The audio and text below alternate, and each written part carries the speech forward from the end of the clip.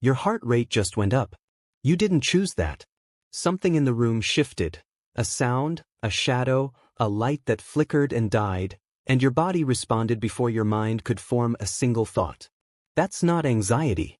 That's not weakness. That's a system so old it doesn't have a name in any modern language, firing exactly the way it was designed to fire. And here's the part nobody tells you. It never turned off. Most people assume the fear of darkness is something children have, something you grow out of. You didn't. You can't. The mechanism that makes your chest tighten when a light goes out is the same mechanism that kept your ancestors breathing through 100,000 years of nights that had no streetlights, no locked doors, no glass between them and whatever was moving out there. You didn't inherit a fear. You inherited a surveillance system. And that system is still running right now. So why does everyone assume it's irrational? Here's what actually happens the moment a space goes dark. Your pupils dilate. That part you know. But something else happens first, something so fast your conscious mind registers it as a feeling rather than a thought. The amygdala, the brain's threat detection center, roughly the size of an almond, sitting deep in your temporal lobe, fires before your visual cortex has even finished processing what it's seeing. Before you can think, it's just the power going out. Your body has already decided this might be the moment everything goes wrong. That's the sequence. Threat signal, body response, conscious thought. In that order. Every time. Your ancestors didn't have the luxury of thinking first. That instinct is still in you. It fires every time you hear a loud noise in a quiet house. It fires every time you walk to your car in a dark parking lot and feel the urge to look over your shoulder before you've seen anything. That's not paranoia. That's a 300,000-year-old system doing exactly what it was built to do. But here's what nobody prepared you for. The darkness itself was never the danger. Go back far enough, 70,000 years, somewhere in sub-Saharan Africa, in the period researchers now call the dawn of behavioral modernity, and you find something remarkable. Early Homo sapiens weren't afraid of the dark the way a child is afraid of a monster under the bed. They were afraid of specific things that lived in the dark. Leopards. Hyenas. Snakes whose bites could kill before morning. The darkness was just the condition that made those things invisible. What the brain was actually tracking, what it was actually scanning for in every shadow and behind every sound, was movement that didn't match the pattern. Your brain is still doing that. Right now. In your apartment. Every time a car passes outside and throws light across your ceiling, some tiny part of your threat detection system checks the shape of that light against a threat library your conscious mind has never read. Every time the house settles and makes a sound, your brain doesn't think old wood contracting in cool air. It thinks, pattern interrupted. And for 1/2 second, before logic catches up, your body prepares. Here's the thing nobody talks about. Ancient humans weren't frozen by this. They used it. A Paleolithic night watch wasn't organized out of discipline.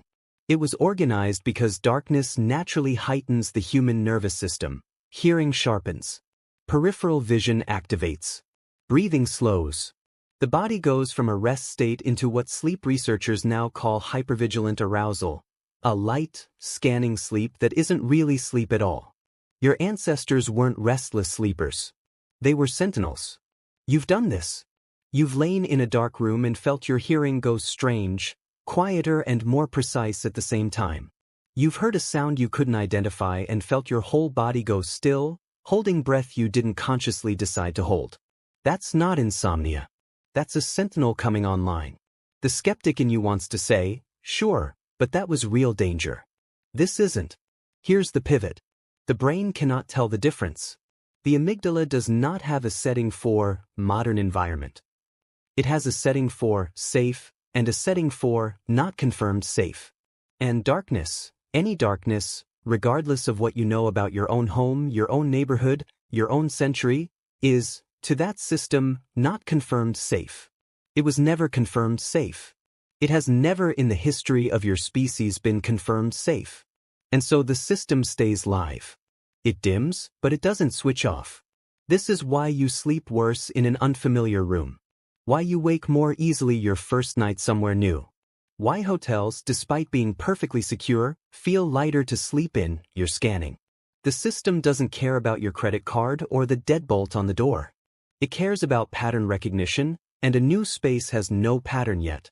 Most people assume the solution is to just get over it. It isn't. The solution your ancestors actually found wasn't to suppress the system. It was to give it a job. Fire was that job. The discovery of controlled fire, conservatively dated to around 400,000 years ago, with strong evidence of habitual use in Africa going back even further, changed something fundamental about the human relationship to darkness. Not because fire lit up the threat. Because fire gave the vigilance system a boundary. A lit perimeter. The brain could now run its scanning protocol and reach the edge of the firelight and think. Outside this circle, unknown. Inside this circle, known. For the first time, the darkness had a shape. That's still how your brain works. This is why you leave a small light on. Not because you're afraid of the dark. Because your threat system needs a boundary to work with. A lamp in the hallway isn't a child's comfort, it's an ancient perimeter. Give the sentinel a fence and it can rest. Take the fence away and it scans forever. Every pack animal on Earth does this. You do it in bedrooms. So here's the reframe. The next time you feel that tightening in your chest in a dark room, the breath held, the ears sharpened, the half-second of pure animal attention, don't try to talk yourself out of it. Recognize it. It is your oldest inheritance. It kept every single one of your ancestors alive through every night they ever faced without a wall or a weapon or a guarantee of morning. It is not a glitch. It is the proof that you come from an unbroken line of survivors. The dark didn't break them. And it didn't break you either. You just forgot you were built for it.